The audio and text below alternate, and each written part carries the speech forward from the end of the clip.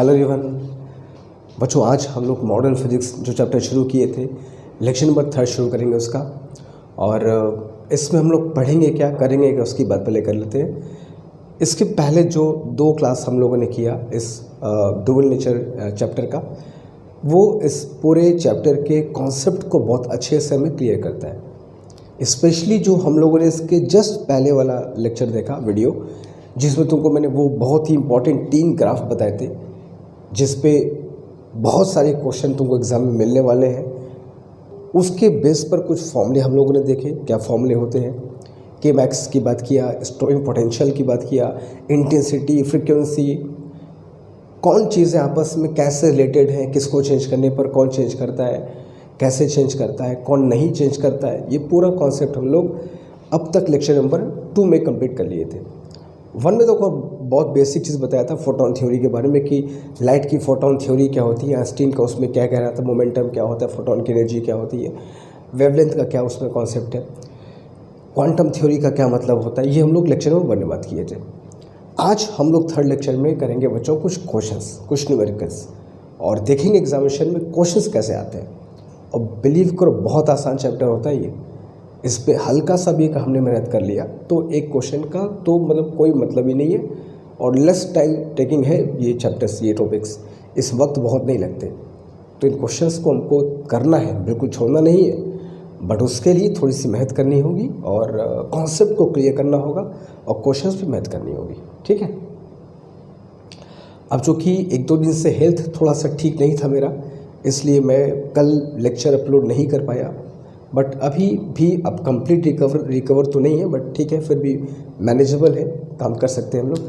तो इसलिए हम लोग आज से अपना फिर से शुरुआत करते हैं। बीच में 1 दिन का ब्रेक हो चुका था, बट मैंने कहा था कि इस ब्रेक को यूज़ करना है।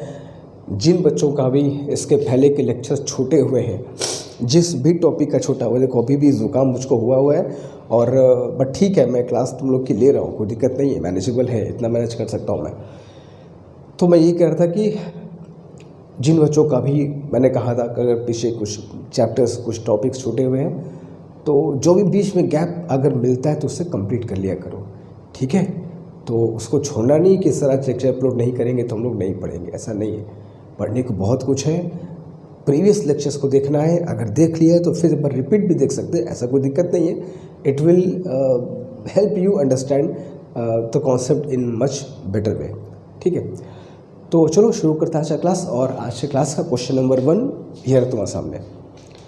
क्वेश्चन कर रहा है कि इन अ फोटो इलेक्ट्रिक एक्सपेरिमेंट, एक फोटो इलेक्ट्रिक एक्सपेरिमेंट में if frequency of incident light is doubled, अगर जो लाइट आ रही है उसको हम लोग डबल कर दें। अब ये फोटो इलेक्ट्रिक एक्सपेरिमेंट का जो फिगर था, पूरा अरेंजमेंट था, एक बार अगर दिमाग में बैठा होगा तो बहुत अच्छी बात होगी, क्वेश्चन को सॉल्व करने में बहुत हेल्प मिलेगा हमको, ठीक है। इसलिए जो बच्चे लेक्चर नंबर 2 नहीं देखे हैं, उनका काम होगा पहले उस लेक्चर को देखेंगे, उन कॉन्सेप्ट को समझेंगे, फिर ही इन सब बातों को करना है। तो कह रहे हैं कि अगर हम लोग फोटोइलेक्ट्रिक एक्सपेरिमेंट में frequency of incident light is doubled, जो लाइट आ रही है उसके फ्रीक्वेंसी को डबल कर दे, तो स्टॉपिंग पोटेंशियल पर क्या फ़र्क पड़ेगा।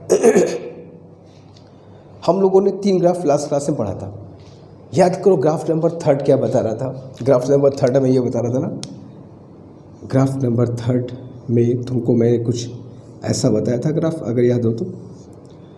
ये न्यू1 था, ये न्यू2 था।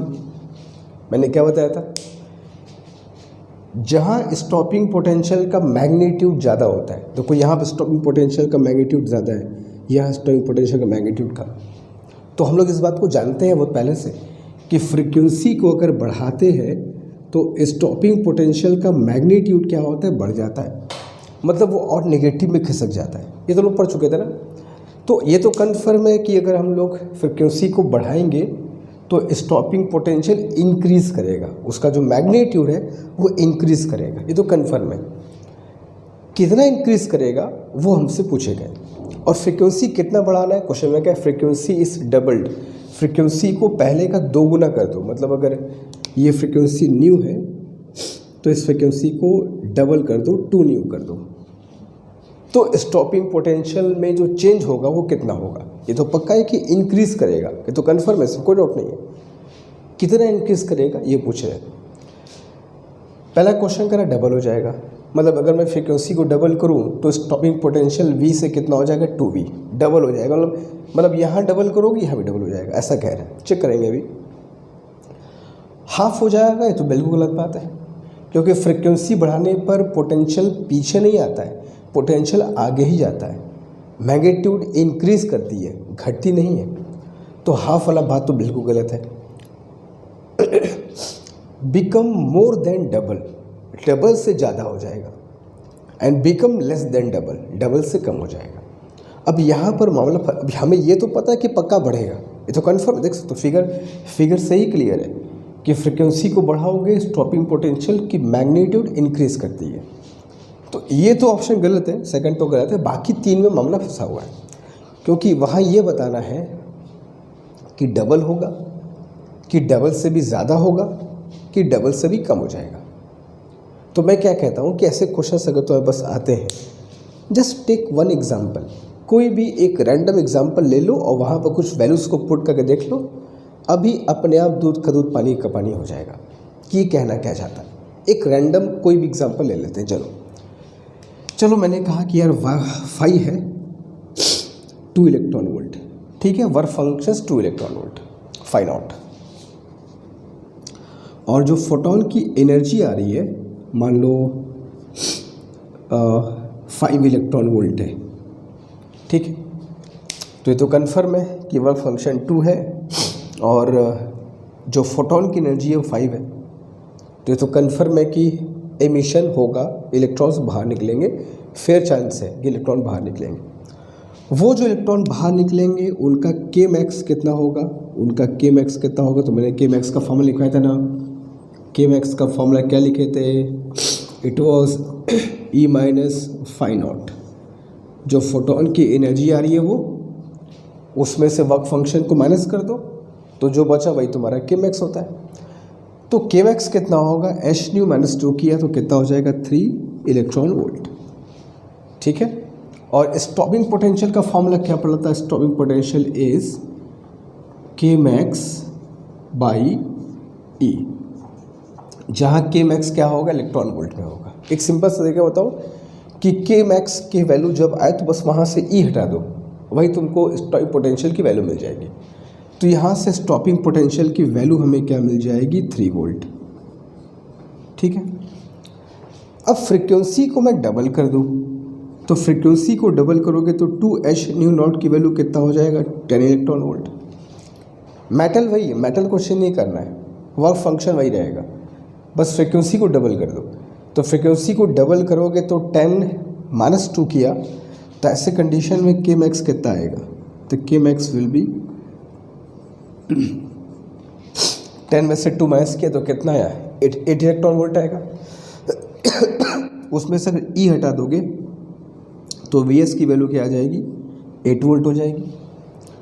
तो स्टॉपिंग पोटेंशियल इंक्रीज़ किया, इंक्रीज़ तो करेगा तो हमको पहले से पता है यार, ये ग्राफ का तो अच्छे से कॉन्सेप्ट क्लियर ही है।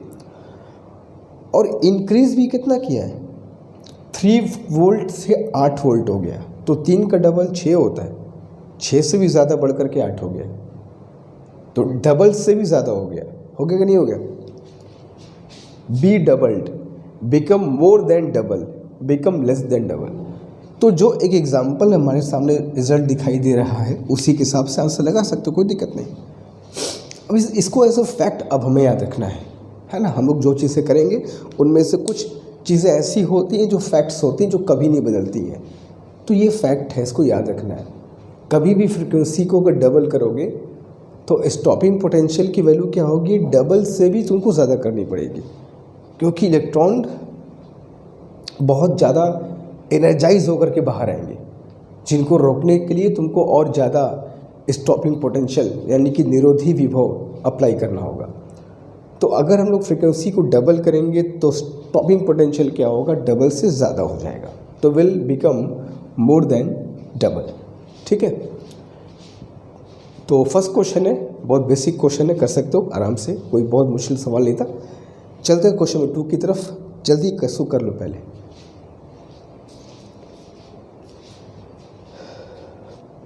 और चलते क्वेश्चन नंबर 2 तब देखते क्वेश्चन 2 क्या कह रहा है हमसे।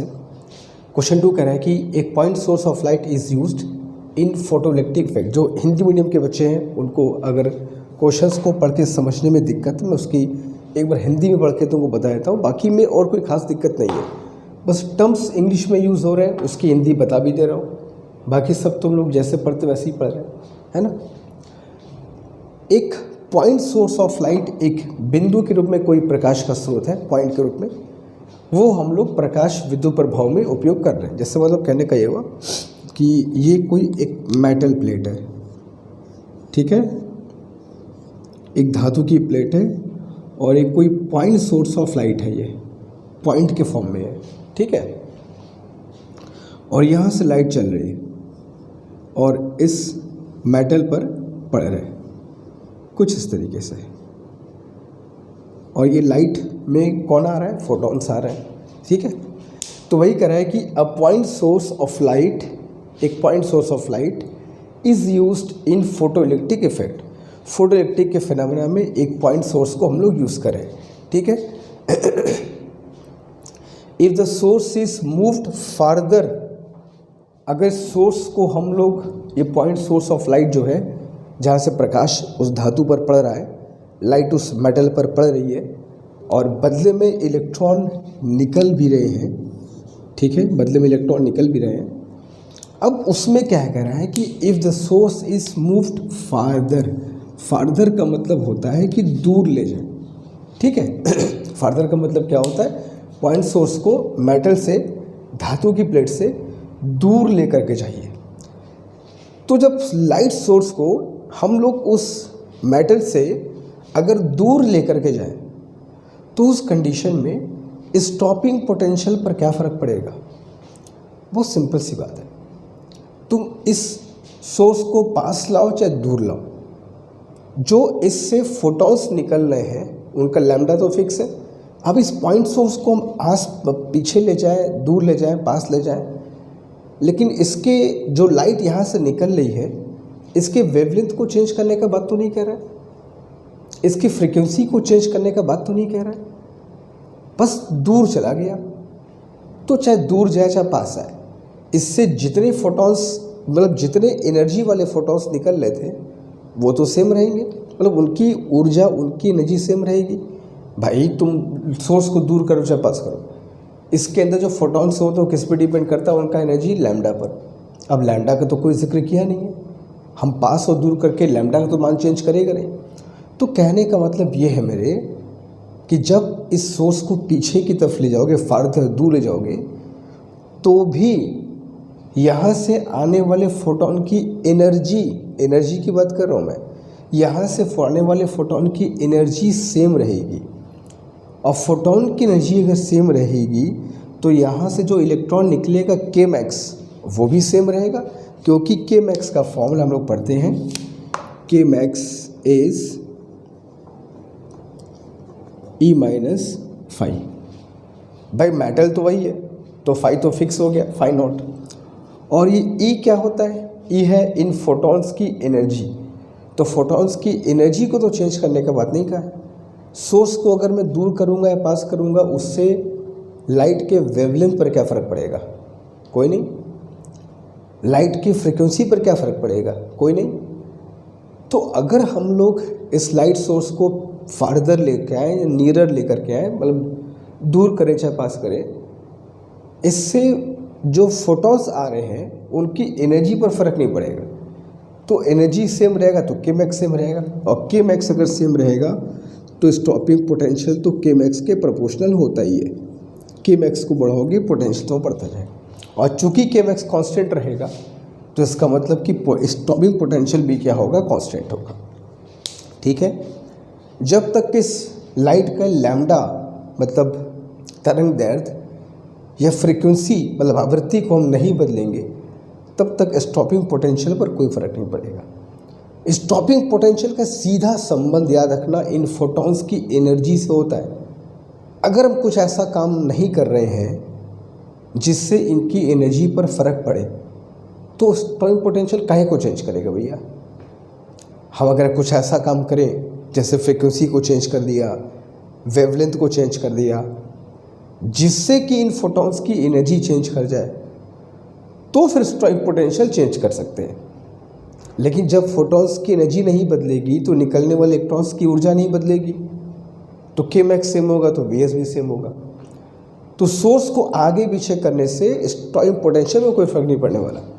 निरोधी विभव हमेशा नियत रहेगा, stopping potential will remain constant. तो उस हिसाब से अगर बात किया जाए थर्ड ऑप्शन इज बिल्कुल करेक्ट। ठीक है, बहुत सिंपल सा क्वेश्चन था ये भी। तो जल्दी 2 क्वेश्चन कर लो। चलिए क्वेश्चन नंबर 3 की तरफ तुरंत।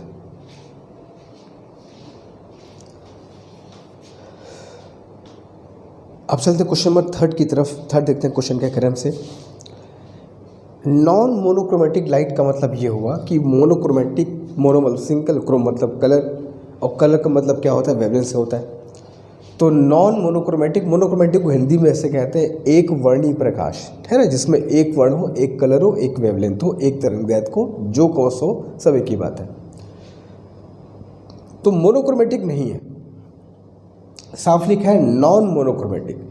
तो नॉन मोनोक्रोमेटिक का मतलब हो गया, हो सकता है चार पांच वेवलेंथ वाला लाइट होगा, लाइट सोर्स होगा जिसमें कई वेवलेंथ की लाइट आ रही होगी। मान लो 4-5 वेवलेंथ की लाइट आ रहे होंगे। कुछ ऐसी बात हो रही है कि एक लाइट सोर्स यहाँ से डाला मैंने और इससे अलग अलग वेवलेंथ का लाइट निकल रहा है। ठीक है, ये λ1, ये λ2 और ये हो गया λ3। 3 का एग्जाम्पल मान के चलो। तो नॉन मोनोक्रोमेटिक लाइट एक ऐसा लाइट जो मोनोक्रोमेटिक नहीं है, जिसमें एक सिंगल वेवलेंथ नहीं है, एक वर्णी प्रकाश नहीं है, कई उसमें वेवलेंथ है, कई उसमें तरंगदैर्घ्य है, जैसे कि फिगर में मैं तुमको दिखाया। अब जब ये तीनों वेवलेंथ और ये मान के चलो कि तीनों वेवलेंथ इस मेटल से इलेक्ट्रॉन को निकालने में सक्षम है, सभी के पास एनर्जी इस मेटल के वर्क फंक्शन से ज़्यादा है और सबने मेटल से इलेक्ट्रॉन को निकाल लिया। लेकिन चूंकि सबका लैम्डा अलग अलग है, तो ये 3 जिन इलेक्ट्रॉन्स को निकालेंगे उनकी एनर्जी भी क्या होगी, डिफरेंट होगी। मान लो किसी इलेक्ट्रॉन की एनर्जी K1 है, किसी की K2, किसी की K3। स्टॉपिंग पोटेंशियल इलेक्ट्रॉन को रोकता है और हमने तुमको बताया स्टॉपिंग पोटेंशियल हमेशा उस इलेक्ट्रॉन को देख करके सेट करते हैं जो सबसे एनर्जेटिक होता है, जो सबसे ऊर्जावान होता है। क्यों? क्योंकि जो सबसे एनर्जेटिक इलेक्ट्रॉन होगा, अगर वो रुक जाएगा तो बाकी सभी रुक जाएंगे। तो स्टॉपिंग पोटेंशियल सबसे अधिक एनर्जी वाले इलेक्ट्रॉन को देख करके सेट करते हैं। तो सबसे अधिक एनर्जी वाले इलेक्ट्रॉन कौन होगा? जिसके फोटॉन की एनर्जी भी सबसे अधिक होगी, क्योंकि इसके पास जब एनर्जी ज़्यादा होगी तभी तो इलेक्ट्रॉन को ज़्यादा एनर्जी मिलेगी। तो जिस फोटॉन की एनर्जी ज़्यादा होगी उससे निकलने वाले इलेक्ट्रॉन की ऊर्जा भी ज़्यादा होगी, जिसको देख करके स्टॉपिंग पोटेंशियल को सेट करेंगे। तो जो निकलने वाले इलेक्ट्रॉन्स हैं उनमें सबसे अधिक एनर्जी वाले इलेक्ट्रॉन को देख लेंगे और पोटेंशियल सेट कर देंगे। और सबसे अधिक एनर्जी किसके पास होगी? जो फोटॉन सबसे अधिक एनर्जी वाला होगा। और फोटॉन की एनर्जी किस पर डिपेंड करती है? लैम्डा पर। कैसे डिपेंड करती है? रिवर्स होता है। तो जो सबसे शॉर्टेस्ट वेवलेंथ होगा, थर्ड ऑप्शन इज करेक्ट है। जो सबसे छोटा वेवलेंथ होगा उसके फोटॉन की ऊर्जा सबसे ज़्यादा होगी। क्यों? क्योंकि फोटॉन की एनर्जी का फॉर्मूला अगर तुम्हें याद हो तो E = क्या होता है? CH/λ। तो जो सबसे छोटा वेवलेंथ होगा उसके फोटॉन की ऊर्जा सबसे अधिक होगी और उससे निकलने वाले इलेक्ट्रॉन भी सबसे अधिक एनर्जी होगी, जिसको देख करके हम लोग पोटेंशियल सेट कर देंगे। तो पोटेंशियल देख करके सेट करना होगा तो उसके लिए क्या चेक करोगे? इस मोनोक्रोमेटिक में मिनिमम लैम्डा वाला फोटॉन्स कौन सा है? तो मिनिमम लैम्डा वाले को देख करके हम लोग पोटेंशियल को सेट कर सकते हैं। तो वही क्वेश्चन कह रहा है कि the stopping potential is related to the shortest wavelength, क्योंकि फोटॉन जिसकी वेवलेंथ शॉर्ट होगी उसकी एनर्जी ज़्यादा होगी उसके बदले निकलने वाले इलेक्ट्रॉन की ऊर्जा भी ज़्यादा होगी, जिन्हीं को देख करके पोटेंशियल लोग सेट करते हैं।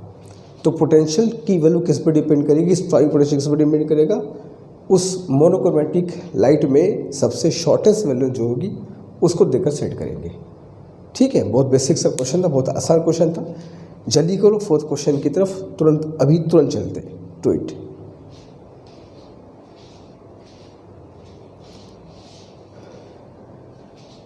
ओके फाइन, तो बच्चों चलते क्वेश्चन फोर्थ की तरफ। क्वेश्चन फोर्थ बहुत अच्छा है, जो हम लोग कॉन्सेप्ट समझे हैं उसको क्लियर करने के लिए बहुत अच्छा क्वेश्चन है ये। ठीक है, देखते हैं कब क्वेश्चन कह रहे हैं। A photon of energy h new is absorb by a free electron of a metal. ठीक है, कह रहा है कि एक मेटल है, उस मेटल के अंदर एक फ्री इलेक्ट्रॉन है, मेटल होगा तो हो गई, अच्छी बात है। और ये फ्री इलेक्ट्रॉन पे एक फोटोन आते हैं और फोटोन की एनर्जी है h न्यू। ठीक है, और इस मेटल का वर्क फंक्शन है फाई नॉट। और क्वेश्चन में कह रहा है कि h nu naught is greater than phi naught है। यही तो हम चाहते हैं, कि फोटोन की एनर्जी इसके वर्क फंक्शन से ज़्यादा हो और इलेक्ट्रॉन के निकलने का चांस बने। गारंटी नहीं होती है, चांस बने, है ना। तो फोटोन, पहली कंडीशन तो ये होनी चाहिए कि फोटोन की एनर्जी वर्क फंक्शन से ज़्यादा रखो। बाकी आगे क्या होगा वो हमारे हाथ में नहीं है। हमारे हाथ में ये है कि फोटोन की ऊर्जा को तुम इसके कार्यफलन से बड़ा रखो। अगर वो फोटोन इलेक्ट्रॉन पे गिर गया और बाकी सब कंडीशन भी अगर फेवर में हुई तो वो इलेक्ट्रॉन बाहर निकल जाएगा। ठीक है, गारंटी तो नहीं होती है, मगर अगर कंडीशंस फेवरेबल हैं और फोटॉन्स के पास पर्याप्त मात्रा में ऊर्जा है तो फिर इट विल कम आउट। ठीक है, अब उसी चीज़ को लेकर के कहानी कह रहा है, देखते हैं क्या कह रहा है। हाँ, जो एक्स्ट्रा एनर्जी होती है वो काइनेटिक एनर्जी बन के निकलती है, के मैक्स। ठीक है, लेकिन के मैक्स में भी मैंने कहानी बताया था कि के मैक्स की जो वैल्यू होती है, K max is equal to h nu minus phi naught होती है। लेकिन हर इलेक्ट्रॉन की एनर्जी के मैक्स के बराबर नहीं होती है, कुछ की इससे कम भी होती है बिकॉज ऑफ कोलिजन। ठीक है, इसलिए कह रहा हूँ कि लेक्चर नंबर 2 को देखना है तो यहाँ पे आना है। चलो ऑप्शंस पढ़ते हैं क्या कह रहा है। The electron is sure to come out. यार ये वर्ड लिख करके सारा मामला खराब कर दिया इसने, ये वाला। यार श्योर तो दुनिया में कुछ है ही नहीं, तो इलेक्ट्रॉन का निकलना कहाँ से श्योर होगा। इसके बावजूद भी कि फोटोन के पास सफिशिएंट एनर्जी है, ऐसा बिल्कुल पॉसिबल है कि इलेक्ट्रॉन बाहर ना निकले।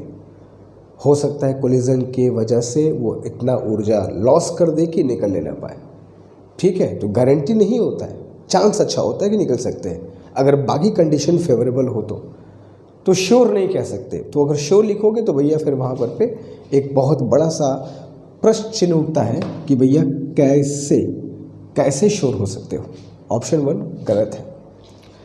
द इलेक्ट्रॉन इज श्योर, फिर वही बात है, sure come out with kinetic energy h। भाई काइनेटिक एनर्जी ये सही है कि गलत हो तो बात की बात है, श्योर लिख रहे हो तो बात तो वहीं पे गलत हो गई, है ना। श्योर नहीं है भैया, मामला गड़बड़ हो सकता है। Either the electron does not come out, चलो यहाँ तक तो हो सकता है, और कम्स आउट, ठीक है, आ भी सकता नहीं भी आ सकता है, with kinetic energy h nu minus phi. ये सही नहीं है। Kinetic energy h nu minus phi तो के मैक्स होता है। कुछ इलेक्ट्रॉन्स ऐसे भी होते हैं जिनकी ऊर्जा इससे कम भी होती है, कोलिजन में एनर्जी खर्च कर देते हैं वो। तो थर्ड ऑप्शन भी गलत है बिकॉज ऑफ दिस स्टेटमेंट। ठीक है, अब चौथा पढ़ो। ये हमारे काम का शब्द है, यही फोटो इलेक्ट्रिक इफेक्ट को डिफाइन करता है। इट मे कम आउट, यही तो है भैया, आ सकता है, कंडीशंस फेवरेबल होंगी तो आ सकता है। It may come out with kinetic energy less than h nu minus phi. Kinetic energy is equal to less than h nu minus phi, तो हो सकता है कि एनर्जी लूज कर दे, इससे कम तो चांस होता ही है। और यहाँ मे लिखा भी हुआ है तो इट मे कम आउट, तो 3 तो बिल्कुल भी गलत है, चौथा ऑप्शन तुम्हारा सही ऑप्शन है, जो फोटोइलेक्ट्रिक इफेक्ट को अच्छे से डिफाइन करते हैं इसका क्या कॉन्सेप्ट है। ठीक है, तो फोर्थ क्वेश्चन अच्छा क्वेश्चन था, कॉन्सेप्ट को क्लियर करने वाला क्वेश्चन था। फिफ्थ क्वेश्चन करेंगे, जल्दी कर लो इसको।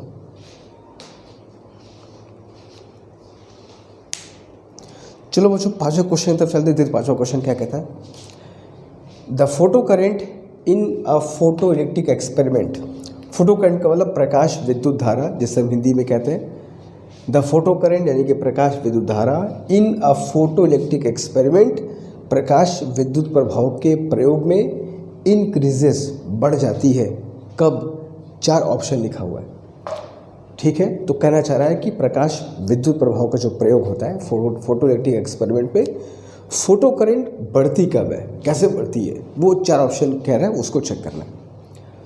The intensity of the source is increased. अगर हम सोर्स की इंटेंसिटी बढ़ा दें, जो लाइट आ रहा है, जो लाइट मेटल पे गिर रहा है, उसकी तीव्रता को अगर बढ़ा दें, इंटेंसिटी को हिंदी में तीव्रता कहते हैं, तो इलेक्ट्रिक करंट बढ़ जाएगी, फोटो करंट बढ़ जाएगी। ये बात सच है गलत है?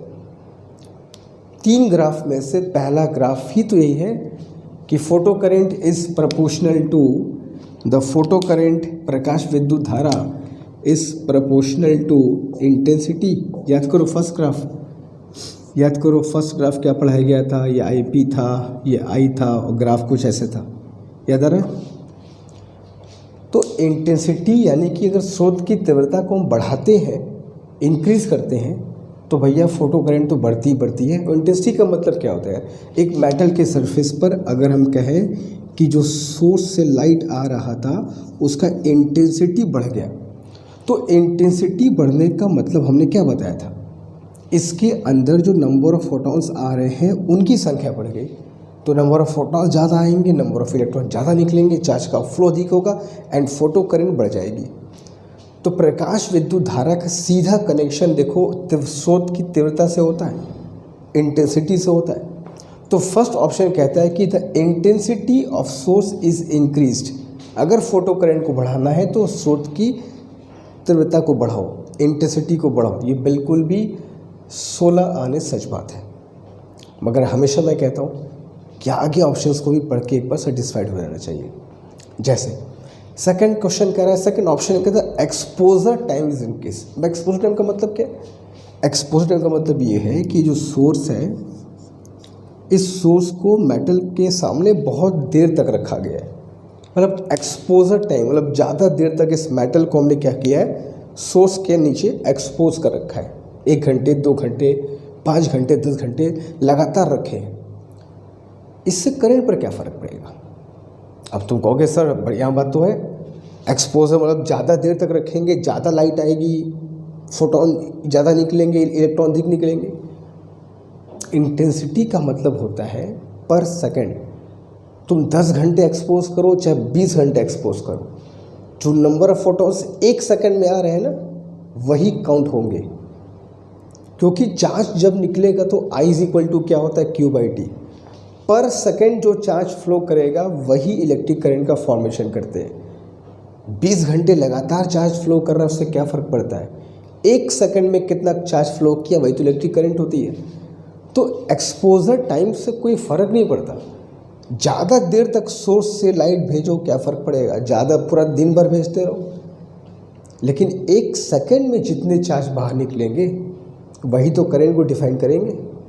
तो एक्सपोजर टाइम से फोटो करंट का कोई भी लेना देना नहीं है, तो एक्सपोजर टाइम से फ़र्क नहीं पड़ता है। The intensity of source is decrease. Intensity को डिक्रीज करने पर करंट तो कहीं बढ़ ही सकती है, नॉनसेंस ही बात है। इंटेंसिटी कम करोगे तो फोटोन की संख्या कम आएगी, इलेक्ट्रॉन भी कम निकलेंगे, तो करंट कैसे बढ़ सकती है ना? और एक्सपोजर टाइम का कोई मतलब यहाँ पर नहीं है। तो फर्स्ट ऑप्शन सबसे बढ़िया ऑप्शन है, करेक्ट ऑप्शन है कि अगर फोटो करंट को बढ़ाना चाहते हो, इंटेंसिटी बढ़ाओ, मस्त रहो, करंट बढ़ जाएगी। ठीक है, चलो ये हो गया फिफ्थ। चलेंगे 6 की तरफ, जल्दी क्वेश्चन कर लो इसको। अब चलते क्वेश्चन 6 की तरफ। 6 क्वेश्चन एक न्यूमेरिकल है, देखते हैं क्या क्वेश्चन है, और कुछ क्वेश्चंस न्यूमेरिकल भी आएंगे तो सॉल्व कैसे करते हैं देखते हैं। करेगी work function for a metal is 3 electron volt. एक मेटल हम लोग को दिया हुआ है, जहाँ से बात स्टार्ट होगा, जिसके वर्क फंक्शन की वैल्यू दे रहा है phi naught is equal to 3 electron volt. सबसे पहला question, find its threshold frequency and threshold wavelength. Hindi में अगर बात किया जाए तो वर्क फंक्शन एक मेटल का दिया है 3 इलेक्ट्रॉन वोल्ट, मतलब कार्यफलन धातु का दिया है 3 electron volt. Find its threshold frequency and threshold wavelength. Threshold का मतलब मैंने क्या बताया था कि देहली आवृत्ति कहते हो हिंदी में, और यहाँ कहते हो देहली तरंग दैर्ध्य। तो देहली आवृत्ति और देहली तरंग दैर्ध्य या थ्रेशोल्ड फ्रीक्वेंसी या थ्रेशोल्ड वेवलेंथ का फॉर्मूला हमने क्या पढ़ा था, h nu naught is equal to phi. जिस फ्रीक्वेंसी पर फोटोन की एनर्जी या जिस वेवलेंथ पर फोटोन की एनर्जी एग्जैक्ट वर्क फंक्शन के बराबर होती है, वही उस मेटल का क्या कहलाता है, देहली आवृत्ति और देहली तरंग दैर्ध्य। ठीक है, ये फॉर्मूला हम लोग पढ़ चुके हैं इसके पहले वाले क्लास में और समझ चुके हैं इसका मतलब क्या है। तो फाइंड कर लेते हैं फिर। अच्छा, इस फॉर्मूले में देखना कि फाई जो है वो जूल में होना चाहिए, और मैं लिख दूँ, वैसे पता होना चाहिए, 1 इलेक्ट्रॉन वोल्ट में 1.6 इंटू 10⁻⁻19 जूल होते हैं। ठीक है, तो प्लैंक कांस्टेंट सबको पता ही है 6.6 10⁻34। न्यू नॉट हम लोग को फाइंड करना है, वर्क फंक्शन कितना दिया है 3 इलेक्ट्रॉन वोल्ट को जूल में कन्वर्ट करना होगा 1.6 इंटू 10⁻⁻19। याद रहे, जब भी इस फॉर्मूले को हम यूज़ करेंगे, फ्रीक्वेंसी कैलकुलेट करना होगा, हमेशा फाई जो होगा वो जूल में होना चाहिए। तो जूल में कन्वर्ट करने का तरीका पता है, कन्वर्ट कर लिया। अब यहाँ से न्यू नॉट की वैल्यू क्या आ जाएगी, 4.8 10⁻⁻19 बाई 6.6 10⁻⁻34। अब इसको सॉल्व कर लोगे, जो भी वैल्यू आ जाए तुम चेक कर लेना, लेकिन सबसे अच्छी बात होगी कि वैल्यू किस में आएगी, हर्ट्ज में आएगी, जो कि हमें चाहिए भी होता है। तो जब भी यहाँ पर हम जूल में रखेंगे तभी ये सब हर्ट्ज में आएंगे। तो कुछ कैलकुलेशन कर तो यूनिट का ध्यान रहे, कहाँ पर किसको किस यूनिट में हमें यूज़ करना है। तो इससे कैलकुलेशन तो कर सकते हो, कोई दिक्कत नहीं है। अब रहा बात थ्रेशोल्ड वेवलेंथ की, भाई देहली तरंग दैर्ध्य कैसे निकाला जाए। तो CH बाई लैम्डा नॉट का एक और फॉर्मूला बताया था कि इन दोनों को मल्टीप्लाई करने पर 12375 आता है, by lambda naught is equal to 5 कह सकते हैं इसको। ठीक है, इस फॉर्मूले में फाई हमेशा इलेक्ट्रॉन वोल्ट में ही होता है, जूल में नहीं होता, बता चुका हूँ। और यहाँ पर सीधे लैम्डा किस में होता है, एंगस्ट्रॉम में होता है, मीटर में नहीं। तो 12375 by phi is equal lambda naught कह दिया। तो फाई किलो दे रखा है हमको 12375 by 3 is equal to lambda naught. तो लैम्डा नॉट कितना आ गया, 4125 एंगस्ट्रॉम। ठीक है, अच्छी बात यह है कि इस फॉर्मूले से सीधे लैम्डा एंगस्ट्रॉम में आएगा, मीटर वगैरह में नहीं। तो ध्यान रहे, यहाँ पे इलेक्ट्रॉन वोल्ट में ही चलेगा, मगर यहाँ तुमको जूल में रखना पड़ेगा फाई की वैल्यू। अब कह रहा है कि थ्रेशोल्ड वेवलेंथ 4125 है, जो भी वेवलेंथ आनी चाहिए वो या तो इसके बराबर हो या इससे कम हो। इससे ज़्यादा होगा तो इमिशन नियम को बताया था ना कि देहली तरंग दैर्ध्य वो तरंग दैर्ध्य होता है कि जिससे ज़्यादा अगर डालोगे वेवलेंथ तो इलेक्ट्रॉन का एमिशन कतई नहीं हो सकता है। तो या तो इतना हो वेवलेंथ या इससे कम होगा तो और सूटेबल कंडीशन होगी। तो हमने लाइट को जो भेजा, हमको पता चल चुका, हमें पता चल चुका कि इसका जो देहली तरंग दैर्ध्य है, थ्रेशोल्ड वैल्यू ऑफ वेवलेंथ, वो 4125 है। तो हम जब भी लाइट भेजेंगे इससे कम वेवलेंथ वाला ही भेजेंगे।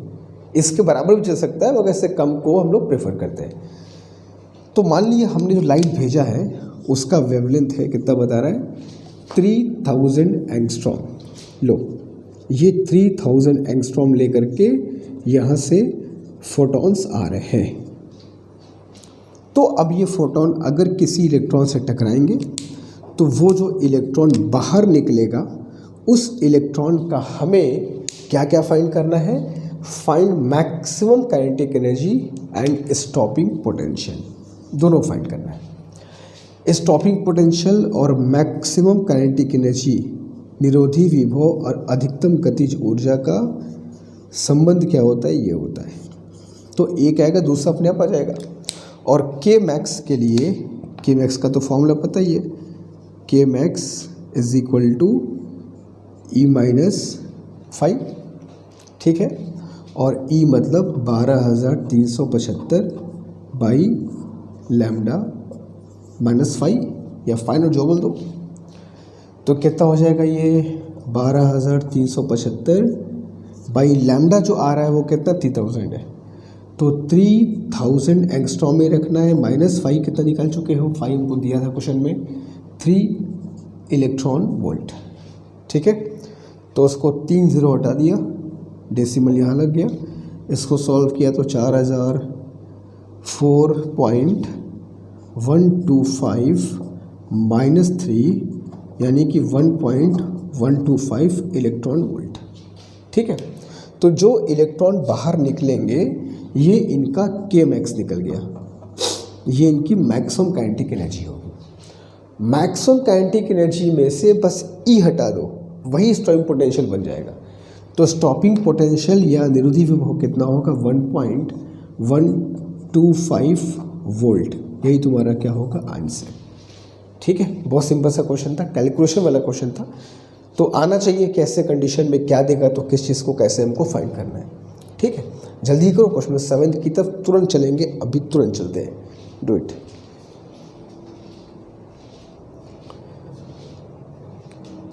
चलो एक क्वेश्चन और करते हैं, इस पर देखते हैं क्या क्वेश्चन कह रहा है। 7वां क्वेश्चन, इन अ फोटो इलेक्ट्रिक एक्सपेरिमेंट, प्रकाश विद्युत प्रभाव के प्रयोग में, when light of wavelength 3000 angstrom incident on a metal, एक मेटल है जिस मेटल पर 3000 एंगस्ट्रॉम का लाइट एक हम लोग भेजते हैं, उसका वर्क फंक्शन वगैरह क्या है कोई फिलहाल अभी नहीं पता, बस ये पता है कि जो लाइट आ रही है इसका वेवलेंथ है कितना 3000 एंगस्ट्रॉम, ये हम लोग को दिए हुए हैं, ठीक है। स्टॉपिंग पोटेंशियल जो हमको लगाना पड़ रहा है वो है 4.18 वोल्ट। स्टॉपिंग पोटेंशियल जब भी दिया हो उसमें बस ई चिपका दो, उसमें ई चिपका दोगे वही तुम्हारा क्या बन जाएगा, के मैक्स। तो के मैक्स कितना होगा 4.18 इलेक्ट्रॉन वोल्ट, इधर याद रखना। के मैक्स दिया है, ई हटा दो, स्टॉपिंग पोटेंशियल बन जाएगा। स्टॉपिंग पोटेंशियल दिया है, ई लगा दो, के मैक्स बन जाएगा, ठीक है। इतना काम हम लोग को अच्छे से आना चाहिए, हर चीज़ के लिए फॉर्मूला यूज़ नहीं करना है।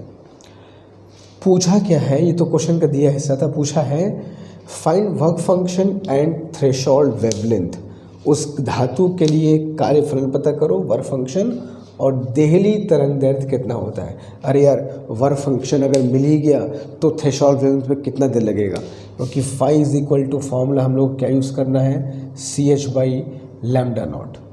तो दोनों में से कोई भी एक मिल जाएगा, दूसरा अपने आप आ जाएगा।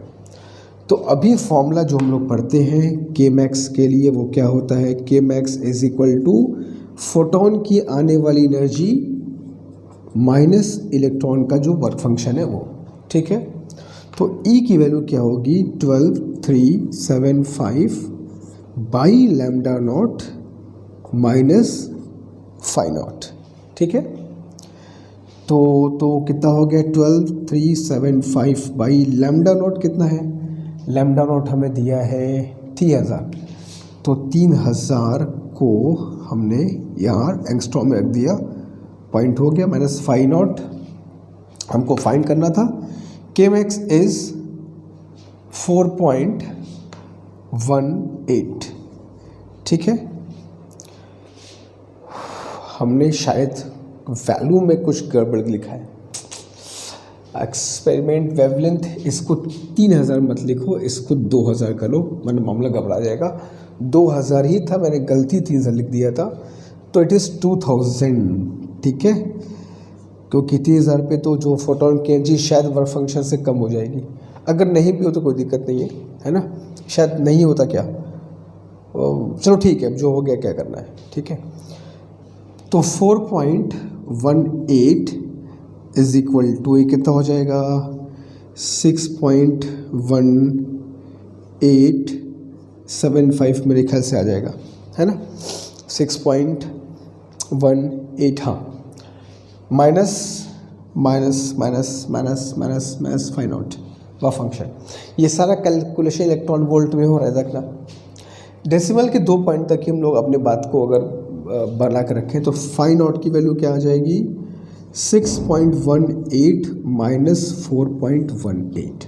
तो 6 माइनस 6.18 में से 4.1 माइनस करो कितना आएगा 2 इलेक्ट्रॉन वोल्ट वर्क फंक्शन की वैल्यू आ गई। ठीक है, ये 2000 ही था क्योंकि तभी कैलकुलेशन सेट भी हो रहा है ना। मैं गलती से लिख बैठा था 2000 पे कैलकुलेशन तो वो सेट हो रहा है ना, फट से आ गया। तुमसे पूछ रहा है क्वेश्चन में और थ्रेशोल्ड वेवलेंथ क्या है, तो थ्रेशोल्ड अब तुमको फाइंड आउट मिल गया, तो CH by lambda naught is equal to क्या होता है फाइंड नॉट, तो 12375 by lambda naught is equal to 2 work function लिखना है। तो लैम्डा नॉट की वैल्यू क्या आ जाएगी, lambda naught will be 12375 by ये कितना हो जाएगा 2, इसको सॉल्व करोगे तो 61875 एंगस्ट्रॉम, ये इसकी वैल्यू आ जाएगी मेरे ख्याल से। ठीक है, चेक कर लेना। तो 6187.5 एंगस्ट्रॉम ये हो जाएगा उसका देहली तरंग दैर्घ्य, और वो हो गया उसका कार्यफलन 2 इलेक्ट्रॉन वोल्ट। ठीक है, आसान सा क्वेश्चन था, बहुत मुश्किल क्वेश्चन ही था। तो आज हम लोग यहाँ पे स्टॉप करेंगे। ठीक है, बहुत ज़्यादा क्वेश्चन आज नहीं कराऊंगा क्योंकि बहुत अंदर से बहुत ज़्यादा कंफर्टेबल फील में नहीं कर रहा हूँ, एकदम फ्रेश नहीं फील कर रहा हूँ, इससे बहुत ज़्यादा क्वेश्चन नहीं कराऊंगा। हो सकता है एक दिन और बेटर हो जाऊँ आई थिंक। तो मिलेंगे हम लोग नेक्स्ट क्लास में, और इसके बाद और क्वेश्चन हम लोग करेंगे। और उधर इलेक्ट्रिक करंट हमारा चल रहा था, ओम्स लॉ तक पहुँच चुके थे, उस पर भी क्वेश्चन हम लोग करेंगे। बट इन क्वेश्चंस को ध्यान से देखना, शुरुआत के जो 4-5 ऑब्जेक्टिव मैंने बताए थे इसी वाले वीडियो में, वो बहुत इंपॉर्टेंट है, दिमाग की बत्ती जलाने वाले क्वेश्चंस हैं वो, उनको करना। वैसे क्वेश्चंस नेक्स्ट क्लास में और मैं लेकर के आऊँगा ताकि एग्ज़ाम में क्वेश्चन आने वाले भी हों और कॉन्सेप्ट क्लियर करने वाले भी हों। ठीक है, आज के इतना ही। अगर इसमें कोई दिक्कत हो, comment box is all yours, जी भरे कमेंट करो, अकॉर्डिंगली हम लोग नेक्स्ट क्लास में प्लान करके आएंगे। ठीक है, थैंक यू सो मच।